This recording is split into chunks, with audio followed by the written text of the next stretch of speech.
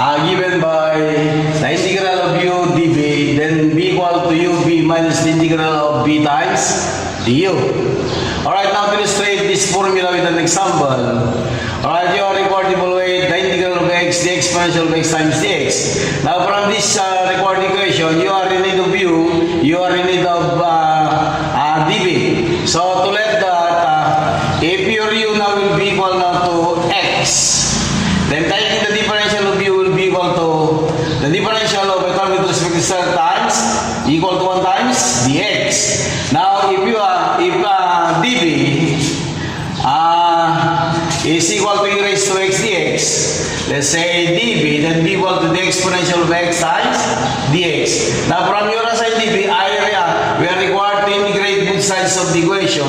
The integral of dv will be b, then the integral of the exponential of x is still the exponential of x. Now when your u, du, and b, dv is there, alright, we go now to derive the required equation that the integral of your u there, your u is x multiplied by your dv, but dv will be the exponential of x times dx will be equal now to u, but u is equal to x, then multiplied by b, but b is the exponential of x minus the integral of b is still the exponential of x multiplied by your du, but du now will be equal to differential dx. Alright, now to take your total solution will be x, the exponential of x minus, in your integration formula, the integral of e raised to x still e raised to x then plus the constant of integration c. Now if I'm going to group the first and the second in your answer, to bring it out the exponential of x being a common term, I set a multiplier x because x times that is the person minus 1 times the exponential of x is still e raised to x, then plus the constant of integration c. Alright, that is the way how to use the by parts formula. Problem number 2, evaluate the integral of theta multiplied by cosine theta times the differential d theta. Alright, still in your formula. Alright, you are required to memorize by parts du dv, then b equal to ub minus the integral of b multiplied by du. Alright, still that, to let that, your u now will be equal to their theta, then take the differential dv, but dv is equal to, alright, that is a cosine of theta times d theta. Okay, so the differential of u will be du, and the differential of theta will be d theta. Now if you integrate both sides of this, the integral of dv will be b, and the integral of cosine is sine of theta, because the derivative of sine is cosine, this reverse.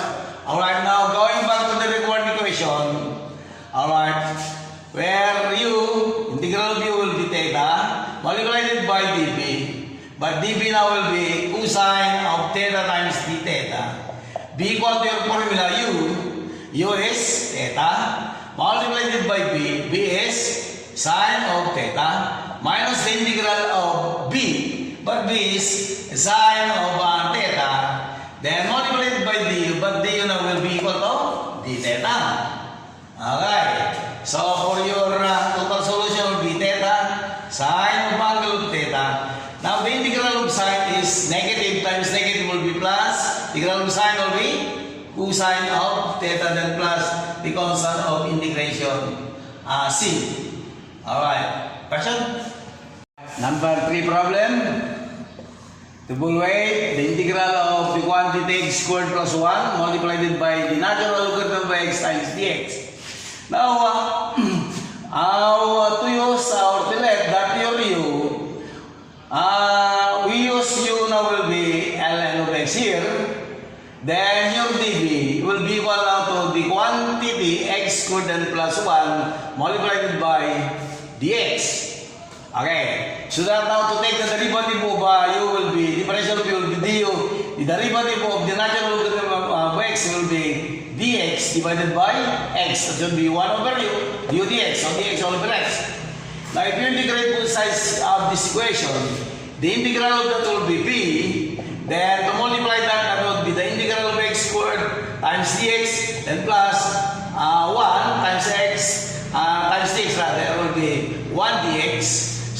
now will be equal to, alright, by power formula, that would be x plus 1, that would be to the third, divided by 3. Then the integral of the x is 1. X, sorry. Alright, x. Alright, now, substituting to your formula by parts, that the integral of u dv is equal to ub minus the integral of b times du. Alright, now your u now will be, what's our u? The ln of x multiplied by your dv. But dv will be the 1 dx squared and plus 1 multiplied by dx. Then be equal to u, where u there will be the ln of x, then multiplied by b. B now will be, that would be x to the third power, then all over 3, then plus x. Then minus the integral of b, still b will be x to the third all over 3 plus x, then multiplied by your du, but du will be dx all over x. Alright, now we proceed to algebra. That would be the natural logarithm for x. Then from this quantity, we try to simplify according to algebra. Our LCD is 3. Divide, multiply, that would be x to the third. You divide and multiply, that would be now plus 3x. Then minus the integral of, to simplify that would be x cubed plus 3x all over 3 rather. Alright. Multiplied by your differential dx all over x. Now, still in algebra, I have to bring it out your denominator thing, ko. I bring it out, that would be 1/3 times the natural logarithm of x, then multiplied by x to the third, then plus 3x, then minus, I have to multiply x from 3, that would be 3x, I bring it out, that would be 1 all over 3x. Then the integral of, that would be x to the third, then plus 3x, multiplied by differential dx. Okay, I multiply this there. Okay, next. Being a common factor, that would be 1/3 the ln of x. Then, here, I have to bring it out x. I said I multiply x squared. Multiply, that would be x cubed. Then plus 3. 3 times x will be 3x. Now minus 1 all over 3x, then the integral of still, I bring it out x, I said multiply x to the squared plus 3, then multiply it by dx. I have to divide x from x there, I have to bring it out x here, pag kutsyaruan, that would be 1 times x would be x all over 3, the natural logarithm for x, then multiply it by x squared and plus 3, then minus, now cancel x from x, that would be 1/3. Then the integral of, the remaining there will be x squared plus 3, then multiplied by dx. Okay, simplifying further. I have to set x all over 3 times, I place the 1, x squared plus 3, then multiplied by the ln of x, then minus 1/3. The integral of, I have to distribute this one, I multiply, that would be x squared multiplied by dx. I multiplied 3 times dx would be 3 dx. Okay, bracket. Then next, that should be x all over 3, x squared and plus 3. Then multiplied by the ln of x minus 1/3. Now to evaluate this one, that is x all over 3 times x squared plus 3 times the natural logarithm for x minus 1/3. Then if you integrate this one, that would be x plus 1/3 all over 3, then plus 3, the integral of x and dx will be x, then I enclose in the bracket plus the constant of integration c.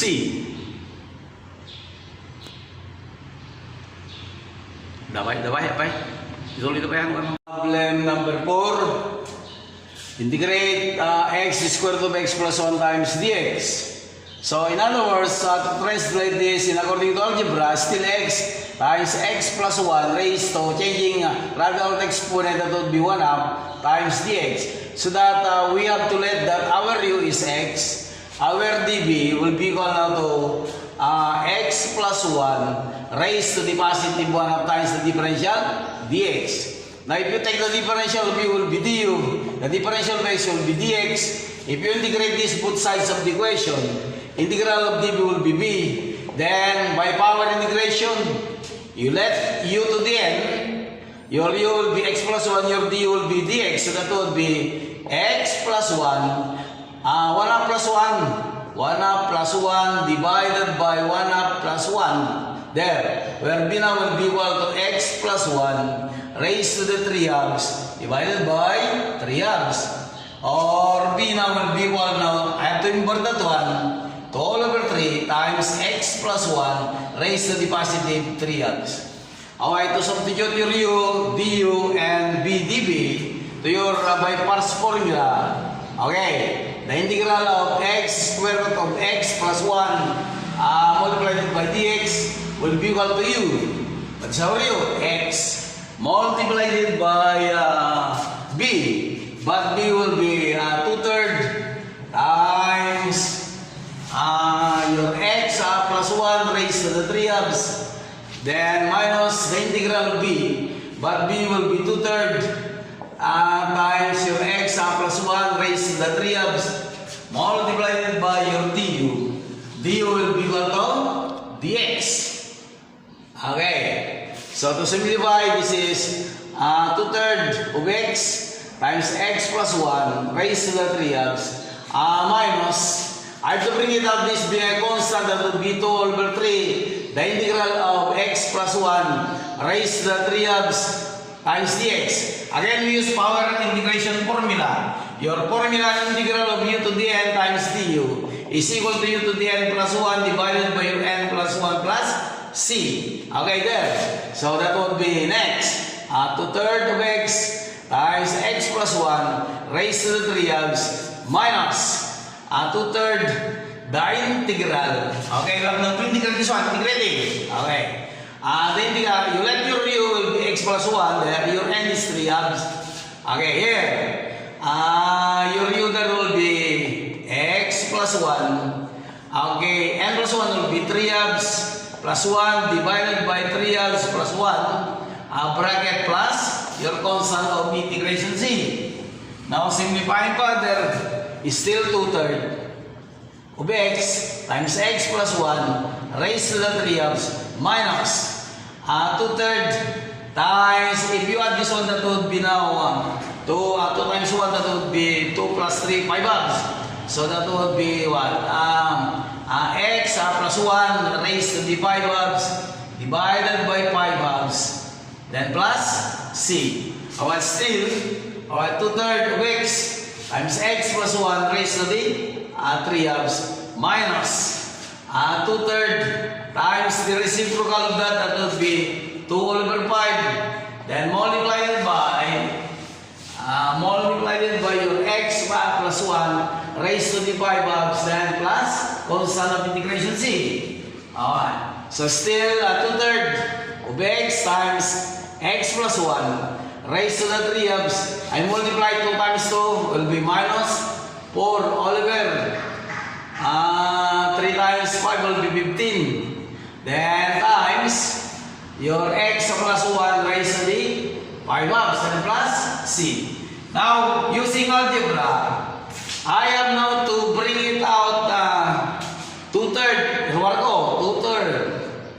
I set a multiplier that x plus 1 raised to the 3 halves. I set what? I set x.